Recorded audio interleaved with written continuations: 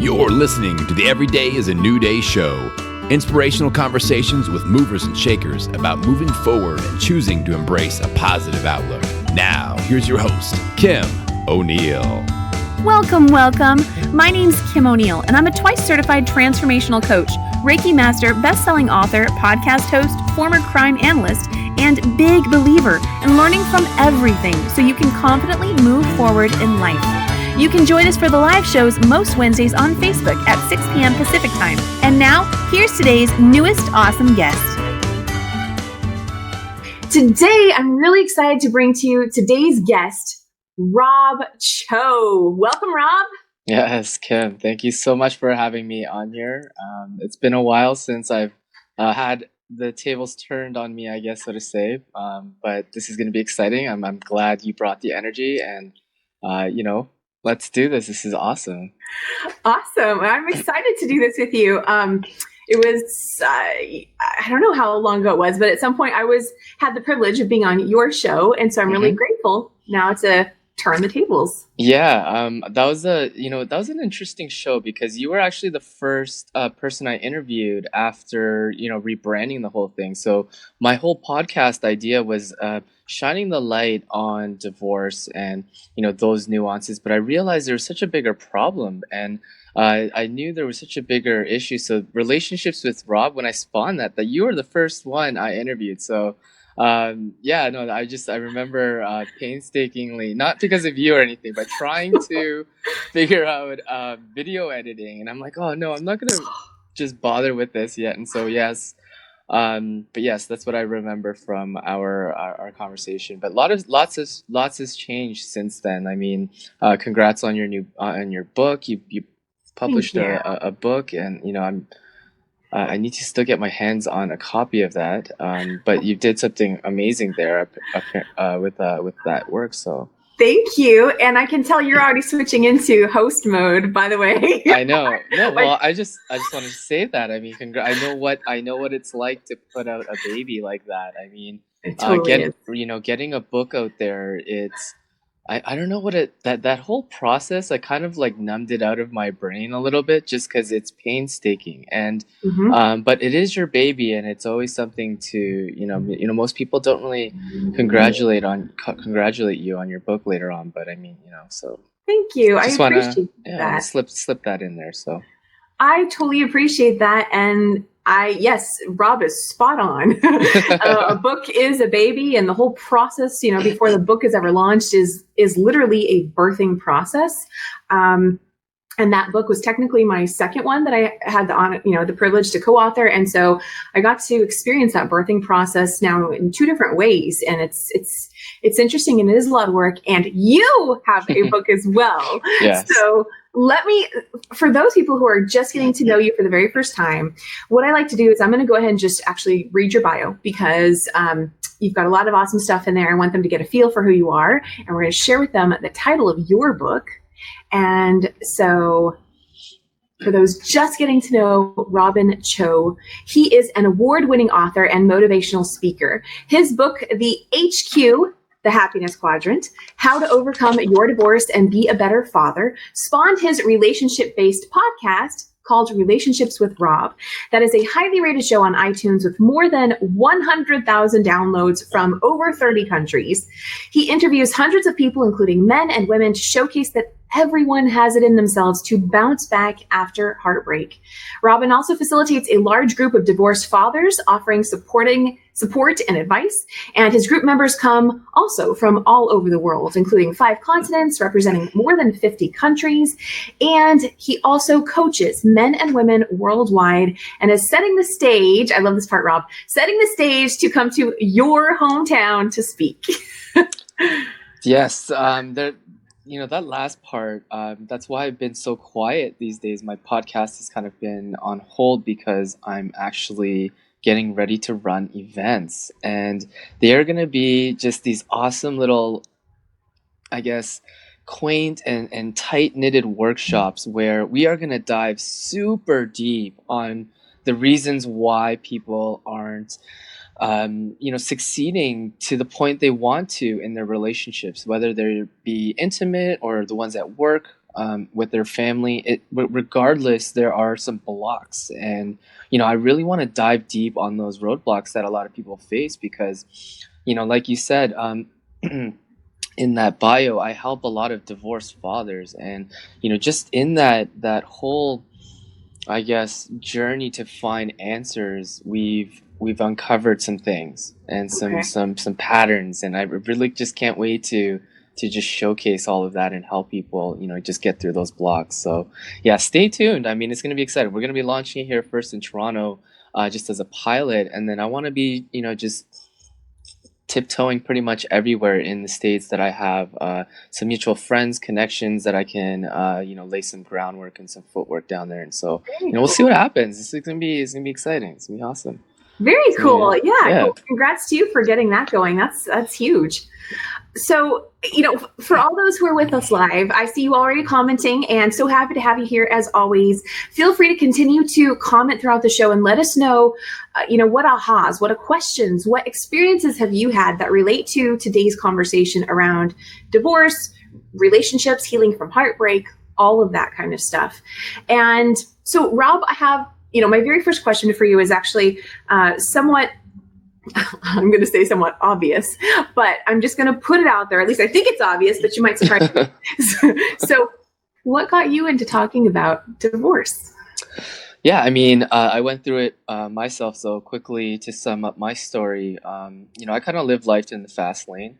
I, was stuck on, a few paradigms about getting married young, having kids young, and white picket fence, that kind of thing, whole nine. Getting your career kind of all set before you're having all your ish together before you're 30, pretty much.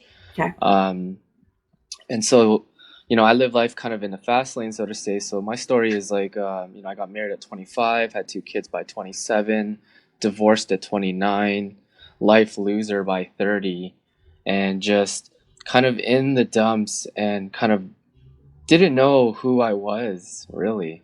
My identity in my 20s was wrapped around my kids, being a father, obviously, being a husband, and then when divorce kind of happens, it's like your life kind of gets flipped, turned upside down. You're just like, well, what am I supposed to do now, right? So, um, in that search for, I guess, help, I wasn't even looking for answers at that point. I think I was just looking for help and support because I had really, I felt like I was alone on an island. I was pretty young, like 29. Most of my friends around that age were, they're still partying, and I think, when I look back at it, I think they're pretty much still partying, and like that's what you're supposed to do in your 20s. And so I'm not really like downplaying them, but they had no idea what I was going through. Like they don't have kids. They're not going through marriage and all that stuff. Like I was the first one to kind of go through all that. And so that's kind of how I got into this. And it's funny, the book, it was really just a bunch of like articling essays that I did, like that, sorry, not articling, but journaling essays that I did that I was trying to get my thoughts out because there was so much in there. I mean, when you have kids, like divorce, like, okay, let me back up. Having a relationship breakup is, a lot Yeah. itself, right? Like Yep. that, and then throw some kids into the mix. You have like, you're putting water and hot burning oil together, and you're just like watching it crackle and burn. And so it was really tough, at the beginning to kind of navigate those waters. And so, this is why my heart goes out to a lot of the people who are kind of like struggling out there, going through the same thing. They may feel like they're on an island. They may feel they have nobody else to turn to, which is correct. With a lot of divorced dads, like men, Okay. we have a lot of broken support systems. Um, it's this whole paradigm of, suck it up, like be a man, don't be a wuss, like, Okay. and that whole, I guess, narrative has put a whole burden on like men as a whole. And so just getting them to reach out and tell their story, it's actually pretty, like, it's like pulling teeth. Like, in my group there's about 3,000 fathers in there, and it's funny. I've only maybe heard about half of their stories, and I encourage every single man in there to tell their story. Maybe some of them are paranoid about putting their stuff on Facebook because there are legal processes going on, and we've had some like breaches where people will come in the group and like screenshot some of the things that people were saying, yeah, and then they'd be using them against them in court, which you can. Oh my Yeah, so gosh. this is how ugly divorce can actually get. And some of the things that these guys are going through, it's absolutely unreal. Like like I said, my heart goes out to these men and women because I just, regardless of what's going on underneath, there's bigger problems on the surface. And I think that's what we want to kind of talk about here on this Yeah. podcast is like let's talk about like some of the issues before divorce actually happens. Because I mean, if we're not being aware of that stuff, like we're kind of doing things a little bit too late at that point, right? Like we're waiting until it's too late. Yeah. So or at least uncover the warning signs of what proper relationships should and shouldn't be, and like whether or not you should actually be getting married with that person just because you've been there through your high school sweetheart and you guys been through everything together. Like that doesn't mean that you guys should actually get married. So those are important topics that I think we should talk about. But I think there's other things that happen underneath the surface, like, which is the heartbreak part. And I think that's kind of like where my expertise is. A lot of people come to me when they're heartbroken. They're just, their life is flipped turned upside down, and I'm the type of coach who kind of sits with them because I feel for their pain and I know what it takes to get it out. And me saying anything at that point isn't going to help anything. I just kind of sit with them for that moment and just be like, dude, okay, sweet. That's Like, yeah. and that's the whole, like, that's what men need before they even start getting self-development like books on their shelf, or start meditating and stuff. They just need somebody to sit with them and just be like, dude, I understand you. I Just know to listen. and I know exactly what you're feeling. And that's why the divorced dads group is so powerful. And anybody going out there like who's knows a divorced father, the issues that they face are all silent. And not only that, uh, they have nobody to talk to about it. So you know yeah, no, I absolutely love that this is what you do, and those are the people that you help, because I can, I went through a divorce myself, and like you, I went through it early on in my life when a lot of my friends, still weren't even married at all. So I can understand with that. And I didn't have kids. And I remember thinking, oh my goodness, this is such hell going through this. I can't imagine if I were to also have kids and be going through this. So I just want to, shout out to you and anybody who's managing a divorce and healing and all of that while they also have kids. But then at the same time, I understand, from a woman's perspective, that women, we do tend to have our friends and our support system and people we can connect with and share these kinds of things. So I think it's awesome that you are providing a space for men for that, because I can understand that it doesn't seem like there are many resources for that. So will you share with us, what are some of the things that men don't share with anybody else? Until, like, what is it that, aside from needing someone to first just listen to them, like, what are some of those trends that you notice would really help men moving through their divorce? Yeah, so fathers specifically, they got to deal with like custody issues. They have to deal with child support, alimony. Not only that, but ongoing communication that is just toxic between the mom and the dad. And because we see screenshots of texts and stuff in there, because like it gives a better idea of like what is actually happening. And we chime in and everything, but the things that we see are those issues, are these communication breakdowns, these dealing with a lot of mental health as well, because there's obviously sick people out there with all kinds of mental health conditions, and you have to empathize a little bit because it's not their fault. They don't know what's going on.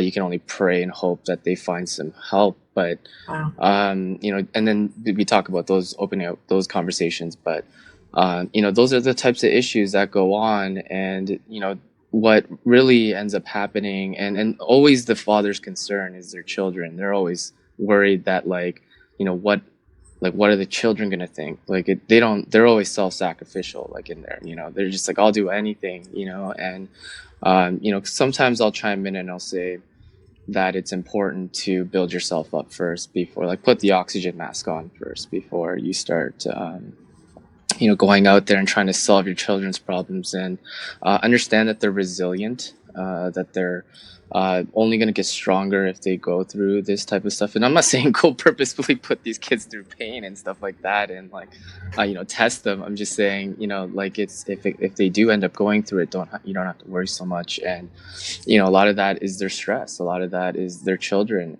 Are they going to suffer? Are they going to and obviously dating issues afterwards, right? These guys have hit, Let's go back to, you mentioned putting the oxygen mask on first. And of course, I totally understand what's meant by that. But what I'm hearing is that you really help men, and please correct me if I say anything that's a little off base, because I'm not a man, right? So, but it sounds like you actually really help men connect to their emotions and their feelings and their personal experience, so that they can move through and not just stuff everything down. And I'm wondering, what would you say putting the oxygen mask on for a man going through divorce looks like? That's a great question. I think, we had discussed a little bit off air about what we would talk about. And I think this is a perfect lead in to this. And I think, what that guy is going through right now is a severe trauma. He's going through a heartbreak, and his heart is broken. He's lost. He doesn't know what to do at this point, because his routine is being a husband and being a father. There's, first we have to understand what heartbreak actually is. If we come into the awareness of what heartbreak actually is, scientists have kind of figured this out, and they've done all kinds of brain scans for people going through these things, and they've compared it to people going through like a physical trauma or physical pain, and they found out that the same area of your brain lights up when you're experiencing a heartbreak, and the same time when you're experiencing a physical trauma. But the thing about heartbreak, and the difference between that, is most people, they would rather go through the physical pain, because it kind of dissipates and it goes away and it heals. Whereas we as humans are the only humans that want to hold on to this pain, and recreate these situations. Like, we'll be driving down the street and be like, oh, that's the coffee shop and then they'll go to like the movie and be like, this is where we sat, and and they're just, this is what's going on in their minds, and they have these dates, all these dates saved up in their minds, and they're not realizing that every time they do this, they're recreating that physical pain and that trauma inside of them. It's we laugh at it because we know what's going on, but I know, Kim, you've done it. I've done this so many times, right? Like, no one's no one's free of this, because like we're all human at the end of the day. We all go through the same thought processes and stuff like that, and same emotions and things and such, and so on and so forth. So understand what heartbreak really is, so that when you catch yourself, you can have this laugh like Kim and I are having right now, realizing like, damn, we do that. Like, we have had this we've had this moment, right? So just catch yourself and understand that's the trauma you're recreating inside of yourself. And so when you're aware, then you'll be able to you'll be able to mitigate the losses a little bit better. So that's just one tip. I like that you bring that up, because having that awareness of, oh, I'm doing it again, right? Maybe it's I'm reminiscing, or I'm maybe even to the degree of romanticizing something that wasn't actually a pleasant memory, right? But you're like trying to latch on to what was, and wishing you weren't going through this heartbreak, this pain. And so it's like, oh yeah, I remember that. And when you have that awareness, you can start to like flip the switch on it. Maybe even, gosh, wouldn't that be awesome to get to the point where you actually laugh at yourself? then you can start to flip that switch. And that's part of like the moving forward process. For sure. And this is the tactical advice that I was going to give right after we catch ourselves is that, there's this thing called negative reappropriation. And so we would make a list of all the things that this person, like, we hated about them. Like every single thing, the way they cooked, the way they did this or the way they did that, every single thing goes on a list. And every time we catch ourselves, we're like, oh my God, that was like so sweet when he did that. And then we go through our negative reappropriation list and we're like, no, chances are you're gonna get over that heartbreak quicker than most people will ever get over their own heartbreaks. And because it's literally a psychological tool that we can have, and it's super effective on these kinds of things, because I think just going back to trying to recreate those moments, it's like getting like a dopamine fix of just these memories that we're trying to recreate or that we've been holding on to, but what's like it's we have to break free of that kind of that addiction. And so the only way to break free of that addiction is to insert a new habit or a new thought, and that's where this negative reappropriation comes in. Is like for addicts, if they know that doing the drug is going to hurt them, they're probably less likely to do it. So why tell yourself like, yo, this person is not for you. It's like, leave, like, who cares about this person, right? So that will help you stay away from those thoughts and trying to recreate those addictions that you've had with this person. What I love about that's a great tip, by the way. And what I love about that is that you're also helping the person bring things back. Well, I was going to say bring things back to the present moment, of course, because you're thinking, I didn't like this or that. But it's like, what are your true feelings about these things that they did? Oh, that's right, I actually really didn't like that. And it just kind of helps to bring things, I think, to a more present state. Absolutely. And it's funny that you mentioned that, because one of the tips that I give after that is have there's this thing called in Buddhism called the gap principle.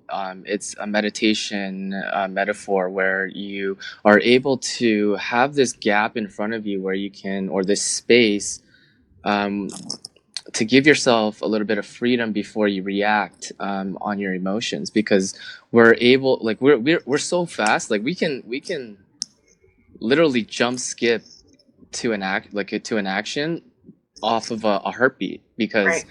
Of an emotion that we had felt, like something so and some of it is good, because carnally, if we're being attacked, then we want to be good reflexes, right? Like, you want to be on point with that. But I mean, other times you want to be in control of lashing out, because that's when that's the part of the brain that lights up, and we start saying things that we don't mean, and we start cussing out our partner, and we see all these like rude negative things, and it's like, oh, why did I say that? And it's because we don't have this control.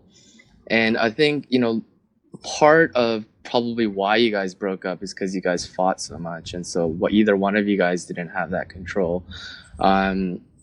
It's good to control yourself. Like, it's good to have that control of that. It's and people think it's like a control thing. I'm more or less trying to think of a self-mastery type of angle, where you are in to that point where you can, I guess, jump in on yourself and stop yourself from doing anything that you're going to regret later. And because guilt and shame, they're not really good motivators, right? Right. We'll get motivated to do it, but we don't just feel so grimy afterwards. After, it's just like, oh, why did I do that? And then, but yeah.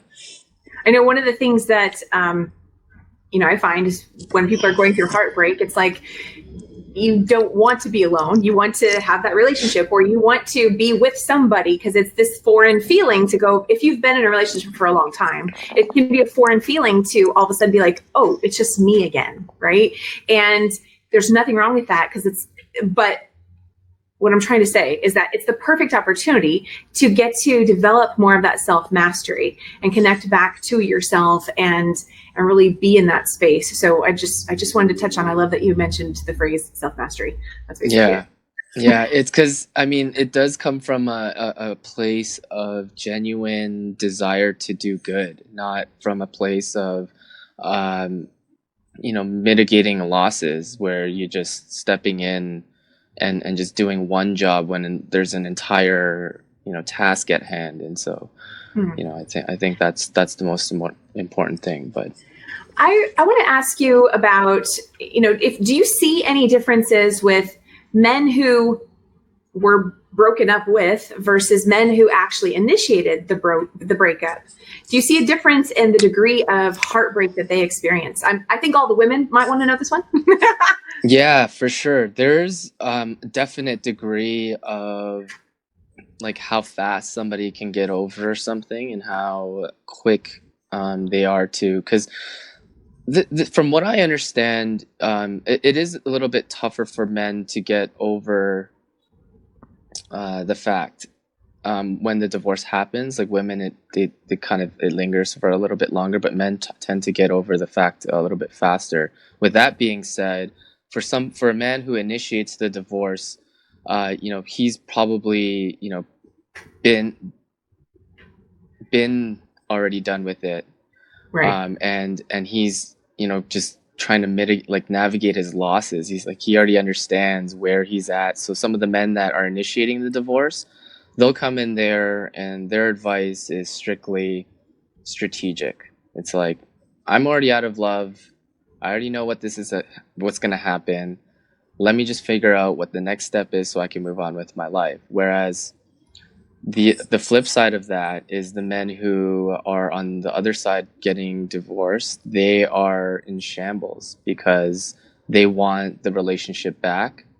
They want the wife to come back to them, right? They want them to have the relationship that they first started out with. So they are a little bit more not trying to get divorced. They're like, I'm fighting for my family. I've been trying to do this and that, but she's just not allowing it for it to happen.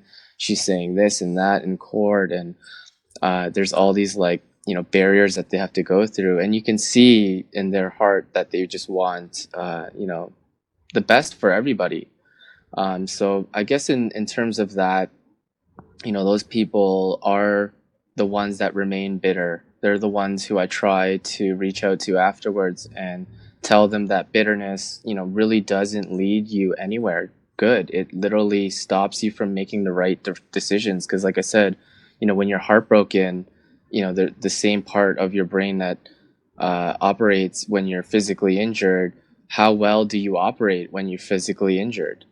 Yeah. Right? You don't operate well, and that's same goes for your mental decisions thereafter. If you're heartbroken, you're going to make every mental decision incorrectly. So those are the ones who are literally sitting there, close to suicide almost, I think. And it's sad to see how how many of those we actually get. We do get suicide scares in our group, and people just showing a picture of like a bullet and a gun or something like that, and it's really scary. But so in terms of that, I think but there is a statistic out there that we're on this conversation, is that about 70% of divorces or marriages are being ended or initiated by the female, actually. Okay.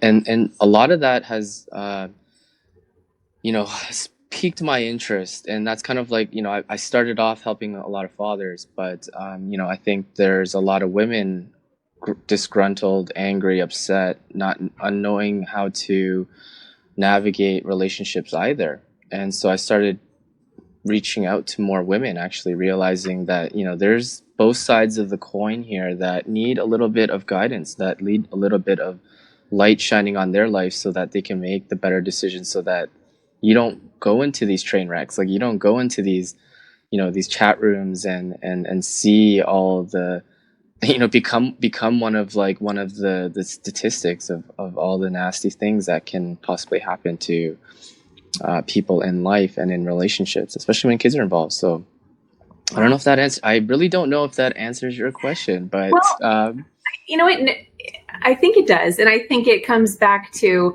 I actually see more similarities. It's just, when you're the one who's initiating the divorce, I think it's going to be common that you will have already processed to some degree that this is the change that you're making in your life. And certainly that person that's initiating it has had to deal with that and move through some of those emotions, but they're going to be in a different place as opposed to the other person who doesn't want this, and is going to have to accept it for that first time. So whether it be the man or the woman initiating first, there's going to be some differences there in terms of where they are when that separation first takes place. I think that's good to remember, because we can. I think it's so challenging when you're going through a breakup and you are the one that did not initiate it, to be feeling like you're going through so much, so many deep emotions, and thinking that the other person doesn't care or it didn't have any of the experiences that you're experiencing now. But I think the truth of it is that person did too. Theirs just happened earlier. And I think that can in some way be a little helpful, just to know that took place at some point. For sure, yeah. And a lot of the things that I work on right now is uncovering those warning signs. Like, how do you know when something is not feeling right? Or how do you know that this is going to be a healthy relationship? Or how do you know that we should get divorced? Or how do you know we should stay married? These questions are all valid. And so, there's these things that I teach in the workshop, hint, hint, if you guys are ever interested in this. But, there's these signs, these warning signs that we talk about and that we've noticed that in these patterns that we've uncovered when, we all go through it. And it's the difference between a successful couple and a couple, like an enlightened couple and a couple who doesn't, reach that traditional, sorry, let me rephrase. There's a traditional couple, and then there's an enlightened couple, and there's an enlightened couple just knows how to navigate their hardships together, whereas a traditional couple are just putting band-aids on the problem. And so, like I said, there's warning signs for both, and there's ways to tell and kind of have these as talking points for either fixing the marriage or fixing the divorce or fixing the separation as talking points, because relationships take a lot of work. I love that you mentioned that. It sounds to me like a couple who's reactive and maybe just continually reacting to whatever the other person's doing or whatever the current drama thing is that's happening in the relationship, versus the couple that's proactive and is going to pay attention to those warning signs. And we have a really awesome question in the comments that I just want to acknowledge. We will get back to that in a moment. Before we get to that, and so if there are any others, please go ahead and type those in the chat. In the meantime, Rob, will you share with us some of those warning signs that anyone in a relationship can start to look out for? Yeah, so this is case in point right here. You see a tired husband coming home from work. His shoulders are slouched. He's tired. There's these signs that these nonverbal cues that we're not even paying attention to, right? Like, she could be when the wife could come home she could be have dinner on the table, but she could be on the couch on her phone scrolling, watching a show, while her husband comes home displaying all this, not even aware of what's going on inside of his mind, and vice versa, right? Same thing. Not listening to your partner's body language on the other end. She could be slouched on the couch because you guys haven't been talking or communicating for however long, and you guys are both stressed out and no one's coming to the table. And that's obviously a huge warning sign is body language. Like, pay attention to people's body language. And then secondly, pay attention to what they're saying, right? How agitated are they when they're speaking with you? Or, are they coming from a place of mutual respect, or are they coming from a place of contempt and criticism? Which one is it? And decide that, okay, because that is happening, am I going to just gloss over it and avoid it? Or should I talk to my partner about what's going on, about this verbal, these attacks or whatever that's going on? Because that's what happens. People start to push each other's buttons to just try to get some sort of rise out of them, because and there's a lot of science behind that, but just to be a little bit more simpler, a lot of people just do that because they're trying to just get some sort of emotion emoted from the other person. Negative reaction is better than no reaction sometimes. Exactly. And the downfall to that actually is, that's called trauma bonding. So a lot of people will get angry and then bond through their anger. A lot of people will get sad on the converse side, and they'll bond through that sadness. And, that's not a healthy relationship, because true bonding happens when you're both in a state of happiness, when you're both in a state of contentment, not when you're out of sorts, let's say, whether you're angry or you're sad. So that's it. That's a couple. I noticed there's a little delay on my end. Sorry, Yeah, I didn't mean it's to cut you off. So, Rob, I love that you mentioned that about paying attention to the signs, and sounds like definitely different forms of communication, of listening, paying attention. What would you say for a couple who let's say that the woman is paying attention to the sign, or this could go either way. Okay, I'm going to use a scenario that I give, but it could go either way. So let's say the woman is paying attention to the signs, noticing something's off, and there's a little bit of a disconnect going on, and maybe the husband's also aware that something's not quite right, but he's not open to communicating or doesn't know how to communicate and open up. Any thoughts or tips for a situation like that, where they're aware, but there's kind of just like a block or some form of resistance to actually like bridging that gap? Yeah, absolutely. That's a great question. She should definitely buy tickets to my workshop, and definitely not tell him about it and then just drag him there. No, I'm kidding. There's ways to do that, and communication comes in so many different forms. There's like we talked about, there's nonverbal and verbal communication. And if we have to become masters at communication, and if we're not implementing these tools, and I'm sorry, there's no one giving these tools, but we have to go find them somewhere. And we have to find these tricks up our sleeves so that we don't come into these situations where you can't have an open conversation with your partner about, hey, let's grow together. Hey, let's explore the depths of ourselves so that we can really, really figure out if we're meant to be together, right? That's an awesome relationship. Yeah, like those types of things matter to have if you really want an enlightened relationship. Like I said, there's traditional relationships. You can pick and choose which one you want. Some people are happy in traditional relationships, so I'm just not knocking it or anything. But if this is the direction that you want to go, and your partner is just showing that friction, there's ways that you can communicate to him, whether it be via email, via text message, via writing a handwritten letter, which is what a good friend had recommended. And I just truly think that that's actually a really good way of communicating as well, as a letter.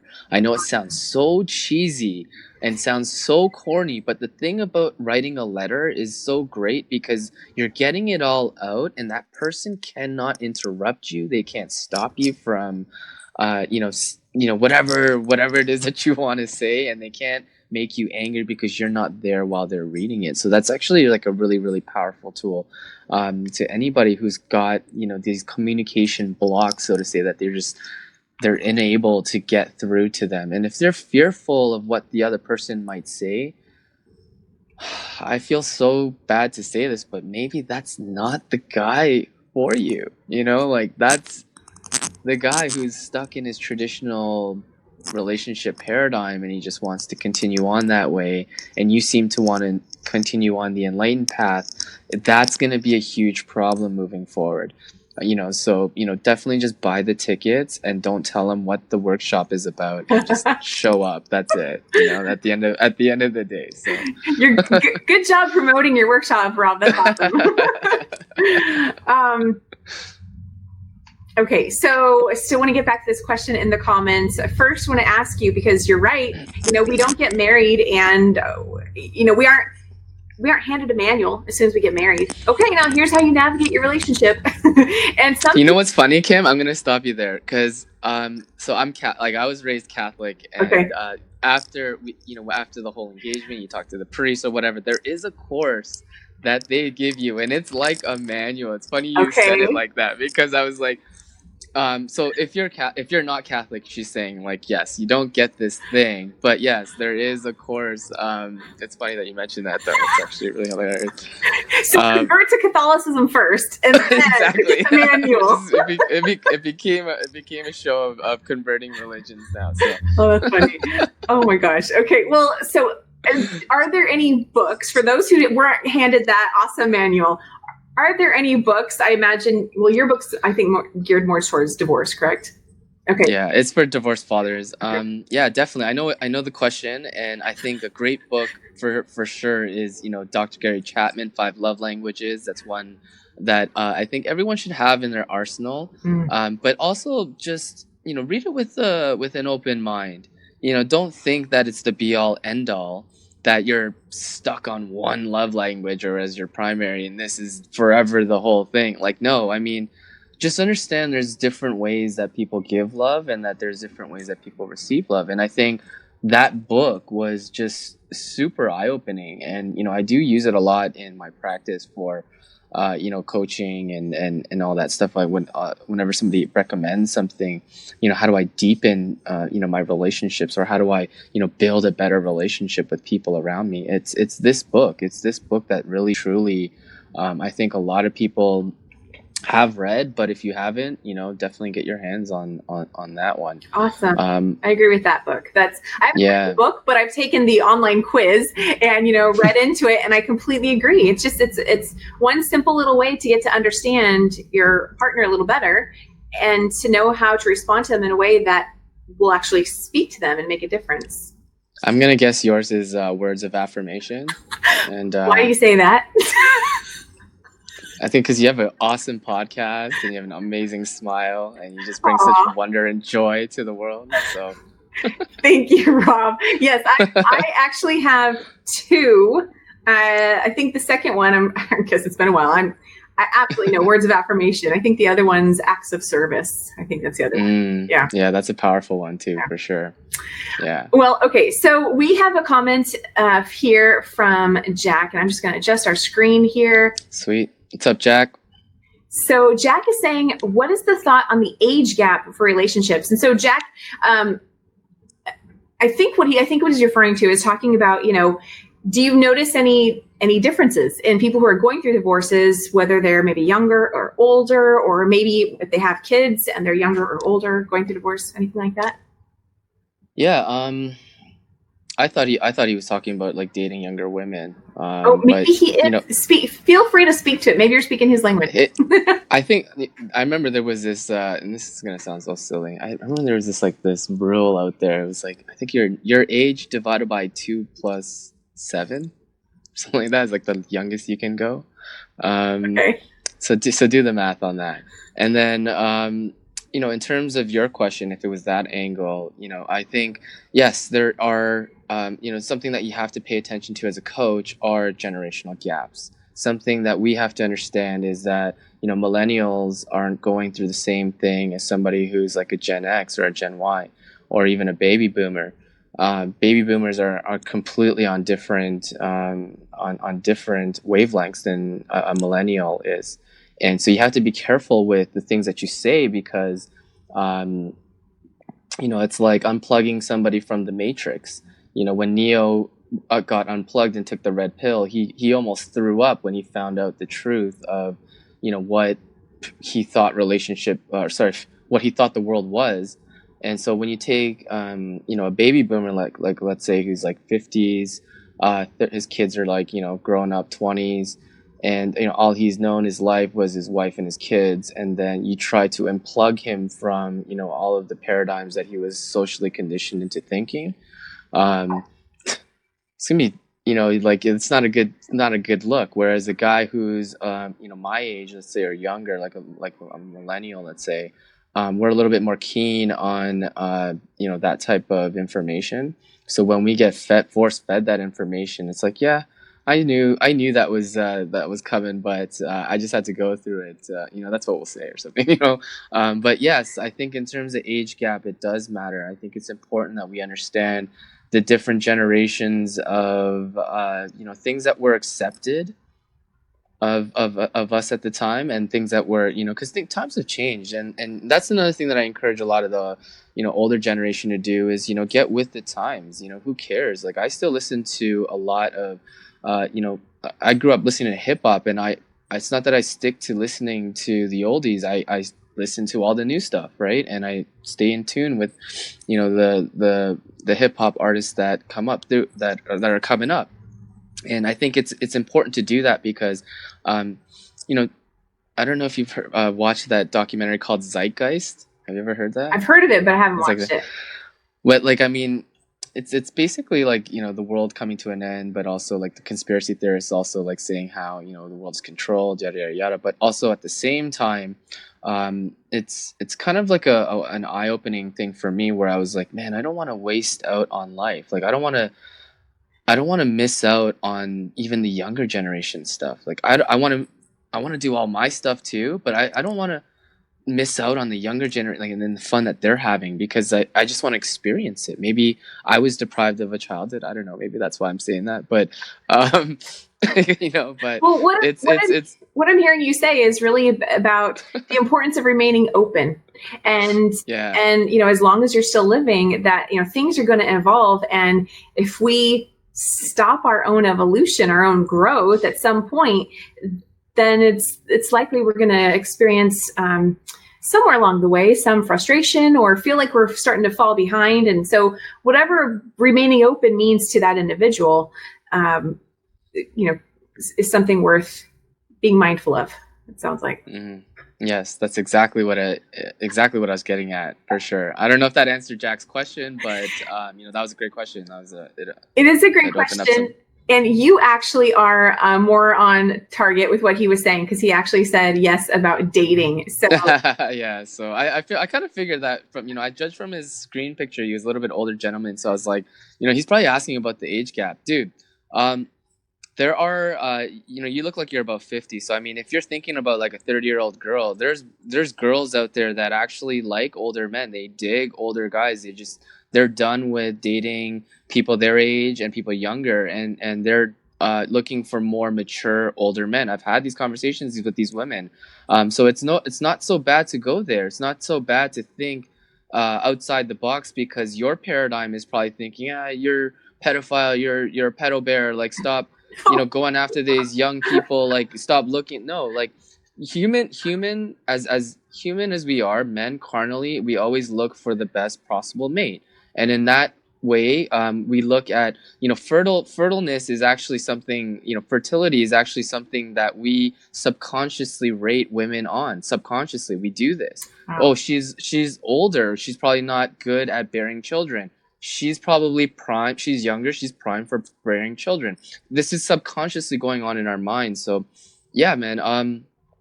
30-year-old chicks dig 50-year-old guys. I think it's okay, right?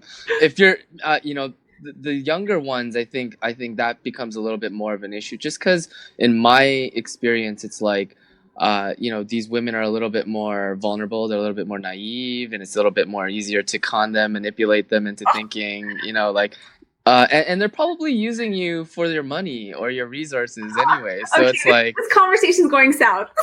I think that is just a little bit too much. So we'll leave it there. I certainly do not advocate anybody getting into a relationship for just the money or anything superficial. Whatever's going to support that love connection, and however someone finds that in a healthy, legal way, then power to you, by all means. But definitely sounds like you were speaking Jack's language based on the comments you given in the chat. It's the bro thing going on there, for sure. Totally. Yeah, I appreciate that. Yes. Appreciate that comment. Well, okay, so as we get towards the end, and he's saying exactly, yes. So awesome. Thank you for being with us, Jack, and continuing to have this conversation, engage with it. So, Robin, as we near the end of this conversation, let's move in that, moving forward, positive outlook direction. And so after divorce, at some point there's, new life and dating. And so, do you have any recommendations or top tips for someone who's starting to date again? Are there any, I'll let you go. What comes to mind for you? Yeah, it'll vary, I guess, your strategy on how you want to approach it, but think about your strategy before you want to go out. And what I mean by that is your intentions. Are you dating for long term, or are you dating for short term gain? Like, are you just doing it for pleasure? I'm not judging either or. I'm just saying it's more important to understand your intentions prior to going out and dating. And because you're gonna potentially be bringing other women or men into your life, and you're playing with people's lives. And it wouldn't be nice if you were telling somebody, oh, I'm looking for a long-term relationship, and you're just using her or using him for your short-term pleasure or your short-term gain. So figure out your intention. Obviously, you've got to be over your heartbreak too, right? Like, Yeah. get rid of, everything we've talked about there. Like, you have to understand that you have to be healed, and you'd have to done your whole due diligence on yourself, and taking inventory and forgiving everyone and yourself, and then not being able to bring that into your baggage into your current dating situation. And so, after figuring out your intention of what you want to do, am I dating for long term, short term, then you go out and you figure out your strategy. So where are these women that you're going to be attracted to? And you should always be in places where you are enjoying yourself. You should always be in a place where you are the most happiest, because women are attracted to happy guys when they're smiling, when they're doing things that they enjoy, when they're in their purpose. Women love to follow that type of stuff. And so if you are in your purpose and you constantly seek your purpose, like, let's say you love, I don't know, ping pong, and you love going out to these ping pong tournaments, and you're just playing ping pong, and you see this girl on the side and she's like rooting you on. It's like, go up to her and talk to her, and say what's up, because you are in your element. She's obviously loving you in your element there. So it's like, strike up those conversations, right? So that in itself, but also, like, have fun. I mean, you don't have to necessarily chase these women and get disgruntled if you're not getting any results. I mean, when the opportunity comes, like I said, at your ping pong tournament or whatever, like, that's when you strike.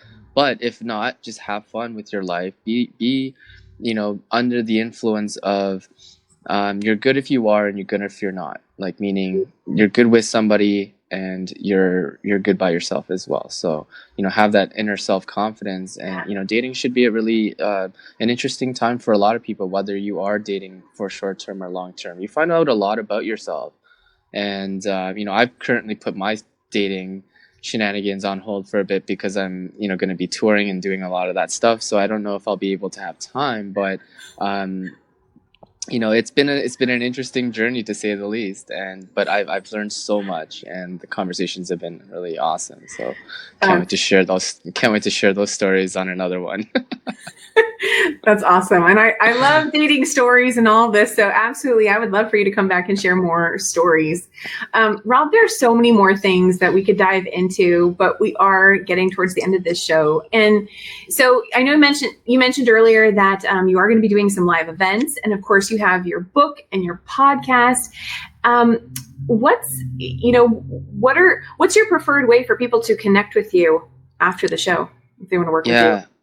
My new favorite way is just Instagram or Facebook, because that way you can DM me. And Kim knows I suck with emails, so just if you DM me, it'll be so much quicker, right? I'm not saying email is not a good way to reach me. You can still reach me there, but yes, definitely go to my Instagram or my Facebook, and add me as a friend. I'm friendly. I don't bite. I'll always respond to you, and I truly want you to succeed. I truly want you guys to be happy in life, and I really want more happiness in the world, because I think if we spread more happiness and there's more joy, then the day-to-day gets better for a lot of us, because like tragedy is inevitable and we're going to go through it. Might as well go through it together happy. So I love that. Okay. And so we have a question again. What's the title of your book again? Will you go and... Yeah. So this book, I wrote it a couple years ago, but this is called The HQ: How to Overcome Your Divorce and Be a Better Father.